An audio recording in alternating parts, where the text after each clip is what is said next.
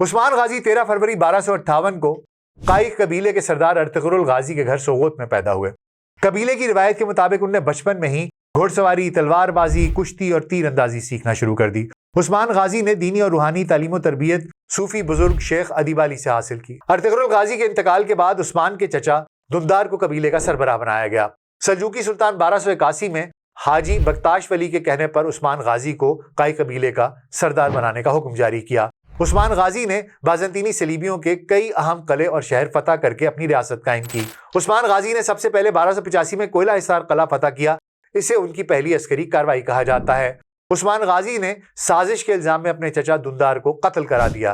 ان کی 2 قانونی بیویاں تھیں، ایک اور خان کی والدہ رابعہ بالا خاتون شیخ ادیب علی کی بیٹی، اور دوسری علاؤالدین پاشا کی والدہ مال خاتون تھی۔ 1301 میں عثمان غازی نے اپنی ریاست قائم کی اور ینی شہر کو دارالحکومت بنایا۔ انہوں نے 1317 میں بورسا شہر کا محاصرہ کیا تھا۔ 9 برس بعد 1326 میں ان کے بیٹے اور خان نے اسے فتح کیا۔ عثمان غازی 21 اگست 1326 کو اس جہان فانی سے کوچ کر گئے۔ ان کا مزار بورسا میں پہاڑی پر واقع ہے۔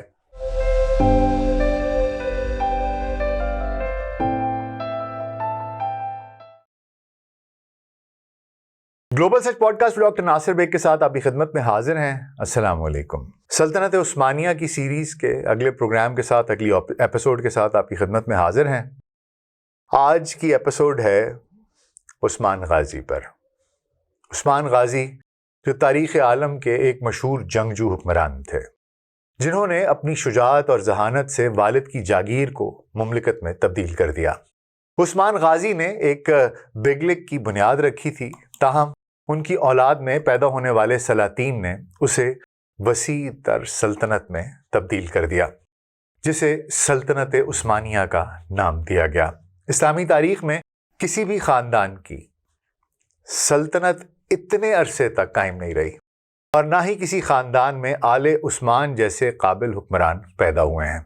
تقریباً 650 برس تک قائم رہنے والی عثمانی سلطنت پہلی جنگ عظیم کے بعد چند برس کے بعد تک، اس کے بعد اس کا اختتام ہوا۔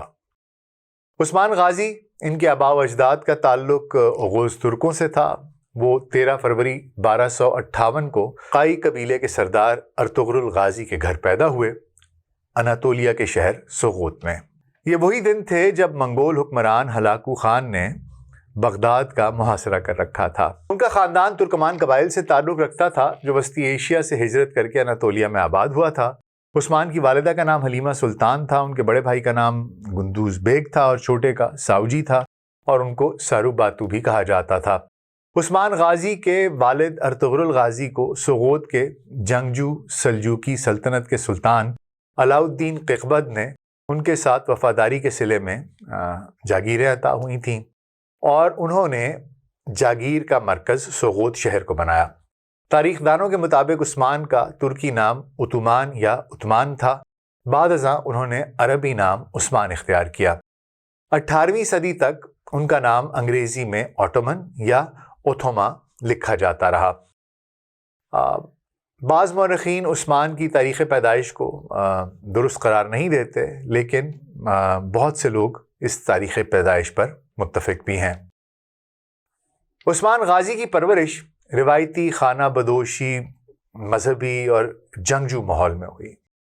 قبیلے کی روایت کے مطابق انہوں نے بچپن میں ہی گھڑ سواری، تلوار بازی، نیزہ بازی، کشتی اور تیر اندازی سیکھنا شروع کر دی، اور ان تمام فنون میں اپنے دونوں بھائیوں میں ان کو وہ پیچھے چھوڑ گئے۔ اس کے ساتھ ساتھ انہیں اسلامی تعلیمات بھی دلوائی گئیں۔ ارطغرل غازی اپنے بیٹے کی قابلیت کو مد نظر رکھتے ہوئے انہیں ہر لحاظ سے پختہ اور کامل بنانے کے خواہش مند تھے، لہٰذا انہوں نے جسمانی تربیت کے لیے اپنے قبیلے کے عظیم جنگجوؤں کو یہ ذمہ داریاں سونپ دیں۔ ان میں ترغت الپ، عبد الرحمن غازی، کنور الپ اور حسن الپ، اور اس کے علاوہ دیگر سپاہیوں کے نام شامل ہیں۔ انہیں دینی اور روحانی تعلیم و تربیت کے لیے شیخ ادیب علی کی ان سے درخواست کی گئی۔ اب بلا شبہ شیخ ادیب علی کی تعلیمات نے عثمان کی زندگی پر ایک گہرا اثر ڈالا۔ جو بعد ازاں ان کی طرز زندگی اور شخصیت میں واضح دکھائی دیتا رہا۔ عثمان غازی کی ابتدائی زندگی سے متعلق تاریخ میں زیادہ تر معلومات میسر نہیں ہیں، اس لیے بعض محققین کا ماننا ہے کہ ان کے بارے میں بیان کردہ متعدد روایات میں سچ اور افسانے میں فرق کرنا بہت مشکل ہے۔ عثمان غازی کے دور حکومت کی کوئی بھی تحریر، اس کی تحریری دستاویز وہ باقی نہیں بچی، اور عثمانیوں نے ان کی زندگی کی تاریخ کو 15ویں صدی تک قلم بند نہیں کیا۔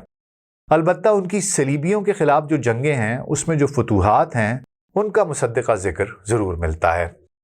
قبیلے کے سردار بننے سے قبل 1280 میں عثمان غازی نے اپنے روحانی پیشوا اور استاد شیخ ادیب علی سے ان کی بیٹی رابعہ بالا خاتون کا رشتہ مانگا، تاہم شیخ ادیب علی نے ابتدا میں اپنی بیٹی کا رشتہ دینے سے انکار کر دیا، چونکہ شیخ ادیب علی ایک عظیم صوفی، عالم دین اور نہایت دانش مند شخصیت کے مالک تھے، لہٰذا وہ چاہتے یہ تھے کہ اپنی بیٹی کی شادی ایک صالح، بردبار اور بالغ النظر انسان سے کریں۔ لیکن عثمان غازی اس وقت جذباتی نوجوان تھے اور ان کا تعلق قبائلی جنگجو طبقے سے تھا۔ شیخ ادیب علی کو فی الوقت ان میں صبر، دانش مندی اور قیادت کی پختگی دکھائی نہ دی، جس کے باعث انہوں نے عثمان کی رشتے کی درخواست مسترد کر دی۔ عثمان غازی نے رشتے سے انکار کے باوجود شیخ ادیب علی سے شکایت نہیں کی اور نہ ہی غصے کا اظہار کیا، بلکہ وہ شیخ ادیب علی کے مزید قریب ہو گئے اور ان کے اقوال و ان کے علم سے فیض یاب ہوتے رہے۔ عثمان غازی ایک روز شیخ ادیب علی کے گھر قیام پذیر تھے اور آنکھ لگ گئی، اونگ آ گئی، اور انہوں نے خواب میں دیکھا کہ شیخ ادیب علی کے سینے سے ایک چاند نکلا ہے اور وہ چاند عثمان کے سینے میں داخل ہو گیا ہے۔ پھر عثمان غازی کے جسم سے ایک طاقتور تناوت مضبوط درخت ابھرتا ہے، اگتا ہے، جس کی شاخیں دنیا کے چاروں کونوں میں پھیل جاتی ہیں۔ سورج چاند اس کے اوپر ریسٹ کر رہے ہوتے ہیں۔ صبح بیدار ہو کر عثمان نے یہ خواب اپنے شیخ ادیب علی کو سنایا۔ انہوں نے چاند کو اپنی بیٹی سے تشبیہ دی اور درخت کو عثمان غازی کی نسل سے عظیم الشان سلطنت کے قیام کی پیشگوئی سمجھا۔ اس کے بعد شیخ ادیب علی نے اپنی بیٹی رابعہ بالا خاتون کی شادی عثمان غازی کے ساتھ کر دی۔ ایک روایت کے مطابق ارطغرل غازی کے انتقال کے بعد عثمان غازی کے چچا دندار کو قبیلے کا بیگ یعنی کہ سربراہ مقرر کر دیا گیا۔ 1281 میں دندار کی سرداری کے دوران عثمان غازی نے اپنے جنگجو ساتھیوں سے مل کر سوغوت کے آس پڑوس میں صلیبیوں پر حملے شروع کر دیے۔ ان علاقوں میں قاراجہ حصار، بلجیک، اینیگول اور ایزنک وغیرہ شامل تھے۔ برسا کے بازنطینی گورنر، جسے تکفور کہا جاتا تھا، اس نے حملوں سے تنگ آ کر سلجوقی سلطان غیاث الدین مسعود دوئم سے ان کے پاس کونیا میں شکایت بھیجی، جس پر سلطان نے دندار کو حکم دیا کہ وہ اپنے بھتیجے کو دربار میں پیش کرے۔ سلطان غیاث الدین کے حکم پر عثمان غازی کو گرفتار کر کے کونیا بھیج دیا گیا، تاہم سلطان خود ان کی بہادری اور کارناموں سے بے حد متاثر ہوئے، عثمان کی تعریف کیے بغیر نہ رہ سکے۔ سلطان نے اس معاملے پر غور کرنے کے لیے انہیں ایک صوفی بزرگ حاجی بختاش ولی کے پاس بھجوایا۔ سلطان نے اس معاملے پر غور کرنے کے لیے عثمان کو ایک صوفی بزرگ حاجی بختاش ولی کے پاس بھجوایا۔ حاجی بختاش ولی نے عثمان غازی کا گرمجوشی سے استقبال کرتے ہوئے کہا کہ مجھے برسوں سے کسی ایسے شخص کا انتظار تھا جو تم جیسا ہو۔ اس کے بعد حاجی صاحب نے عثمان غازی کے سر پر صوفی مشائخ سے منسوب پگڑی دستار باندھ دی اور سلطان کے لیے کونیا پیغام بھجوایا کہ سلطان غازی کو کائی قبیلے کا سردار بنا دیا جائے۔ سلطان نے حاجی بختاش ولی کی رائے کا احترام کرتے ہوئے انہیں فوری طور پر قبیلے کا سردار بنانے کا حکم جاری کر دیا۔ بعض روایات کے مطابق 1285 میں عثمان غازی کی شادی سلجوقی سلطان غیاث الدین کی بیٹی سے ہوئی۔ عثمان غازی کو جب کائی قبیلے کا سردار بنایا گیا، اس وقت سلجوقی سلطان زوال پذیر ہو چکے تھے، تاہم عثمان غازی کی طاقت دن بدن اس میں اضافہ ہو رہا تھا۔ سلطان غیاث الدین مسعود دوئم نے عثمان غازی کی وفاداری، جنگی مہارت اور بڑھتے ہوئے اثر و رسوخ کو دیکھ کر اپنی بیٹی ماہپری خاتون کا نکاح ان کے ساتھ کر دیا تھا۔ بعض مورخ سلجوقی سلطان کی بیٹی کا نام حلیمہ خاتون بھی لکھتے ہیں، حالانکہ ان کی والدہ کا نام تھا۔ ایک روایت کے مطابق یہ شادی سیاسی حیثیت رکھتی تھی تاکہ عثمان غازی کو سلجوقی دربار سے قانونی حیثیت مل سکے اور ان کی نئی قائم ہونے والی ریاست کو سلجوقی سلطنت کی جانشینی کا جواز دیا جا سکے۔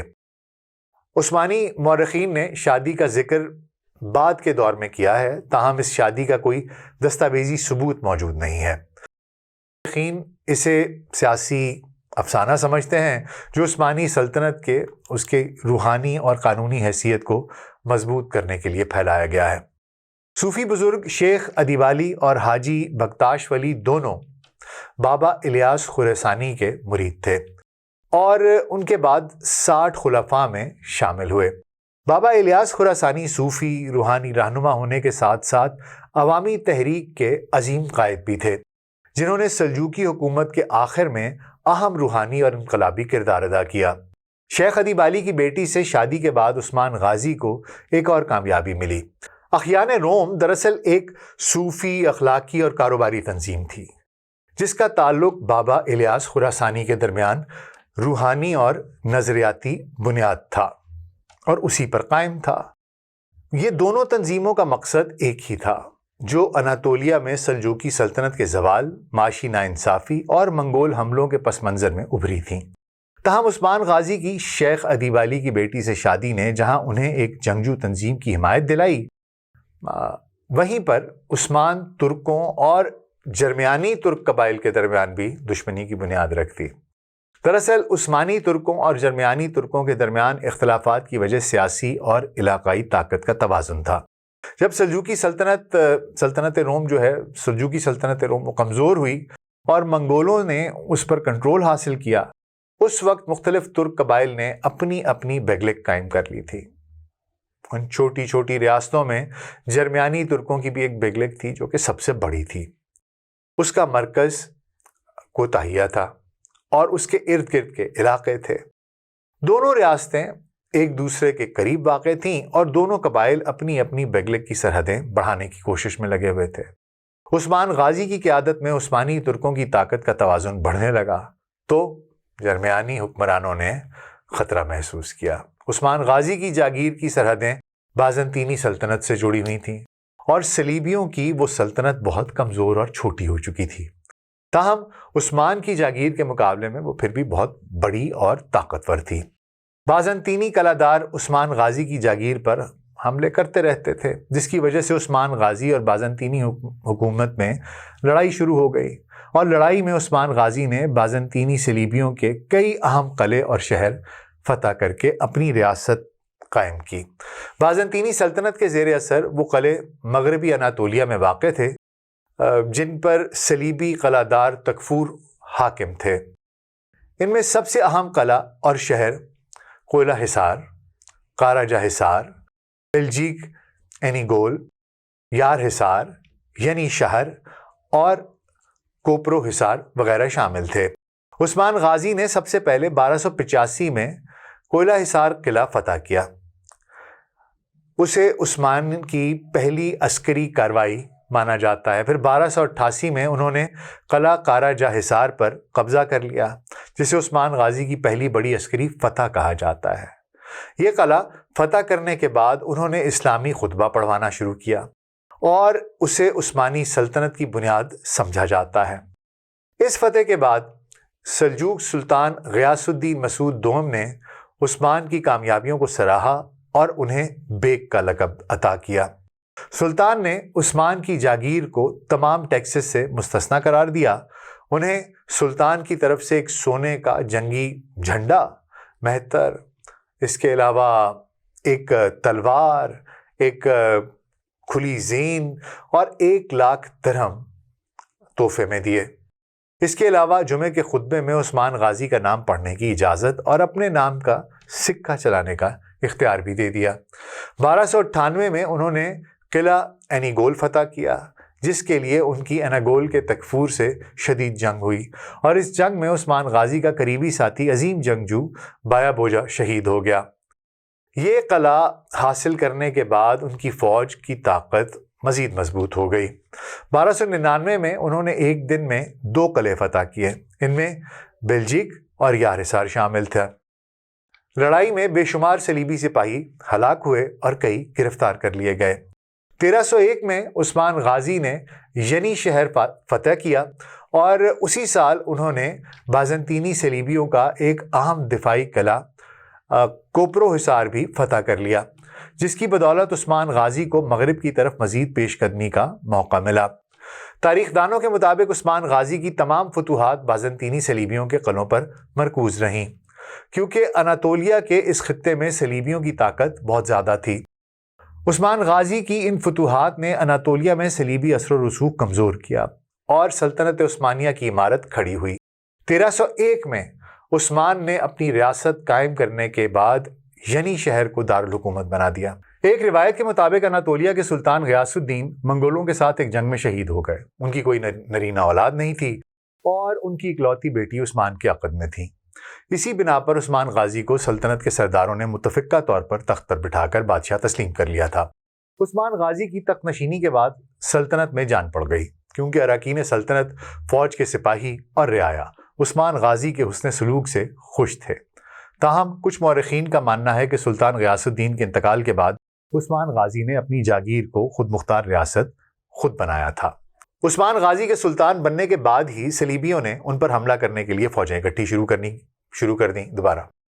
عثمان غازی کے سلطان بنتے ہی صلیبیوں نے ان پر حملہ کرنے کے لیے فوجیں اکٹھی کیں، تو عثمان نے مشورے کے لیے سلطنت کے امراء کو جمع کیا۔ اس موقع پر ان کے چچا دندار، انہوں نے بازنطینیوں کے ساتھ مقابلہ کرنے کی مخالفت کی اور صلح کے ساتھ جنگ کو ٹال دینے کا مشورہ دیا، اور اندیشہ ظاہر کیا کہ صلیبیوں کے حملے کو کامیاب بنانے کے لیے منگول اور دوسرے ترک قبائل بھی ہمارے ملک پر حملہ کر دیں گے، اور ہم ان سب کا بیک وقت مقابلہ نہیں کر سکیں گے۔ عثمان نے دندار کو اس کی بزدلی کی بنا پر قتل کروا دیا۔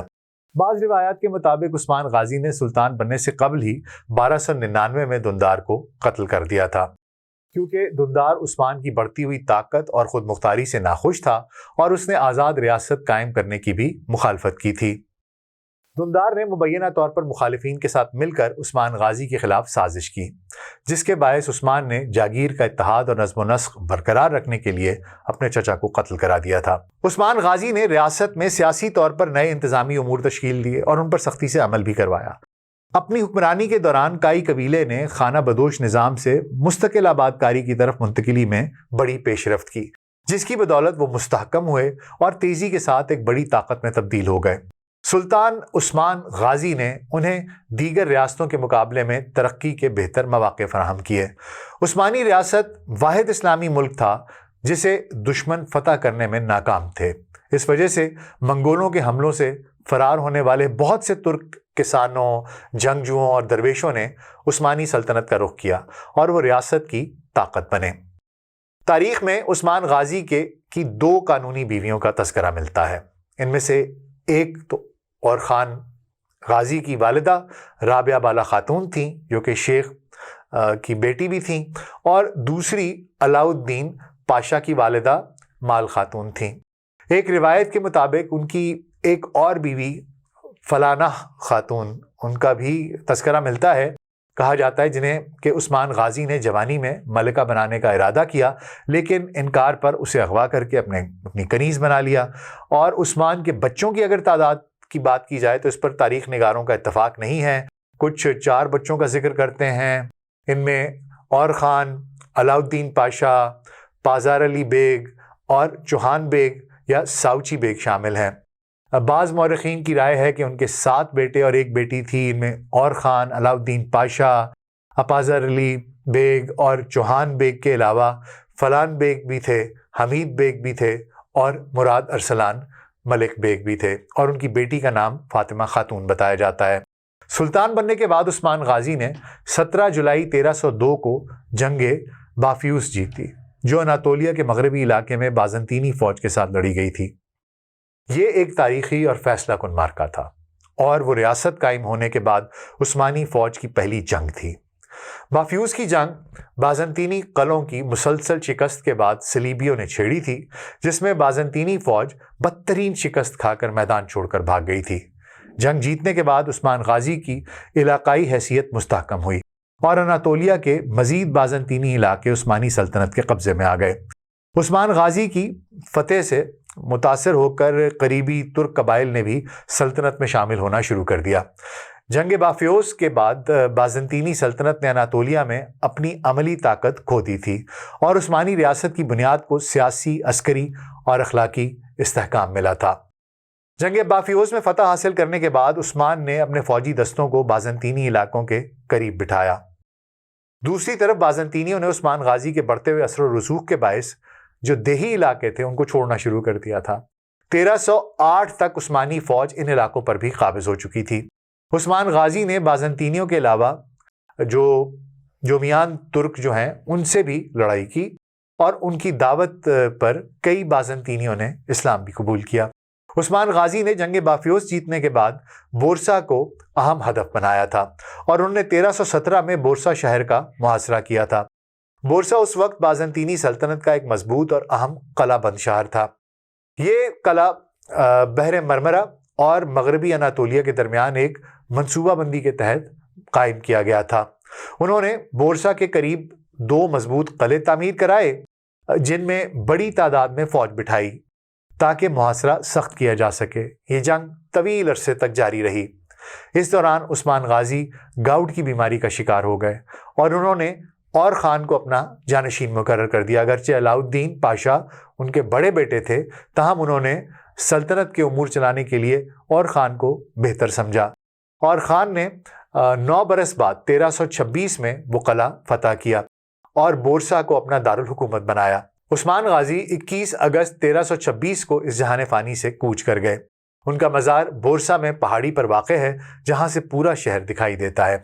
तारीखदानों का मानना है कि उस्मान गाजी बहादुर और अक्लमंद हुक्मरान थे, जिन्होंने हमेशा रियाया के साथ अदलो इंसाफ किया और अपनी ज़िंदगी सादगी से गुजारी। उन्होंने मालो दौलत जमा करने का लालच नहीं किया बल्कि वो माले गनीमत को यतीमों और गरीबों का हिस्सा निकालने के बाद सिपाहियों में तकसीम कर दिया करते थे।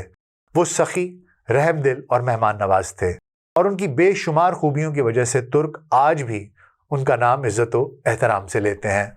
उस्मान गाजी के इंतकाल के बाद ये रिवायत कायम हो गई कि जब भी कोई उस्मानी सल्तनत के किसी भी बादशाह की ताजपोशी की जाती थी तो उस्मान की तलवार उसकी कमर से बांधी जाती थी और ये दुआ की जाती थी कि खुदा उसमें भी उस्मान गाजी जैसी खूबियाँ अता करे। उम्मीद है आपको आज का पॉडकास्ट पसंद आया होगा। अपना बहुत ख्याल रखिएगा। शुक्रिया।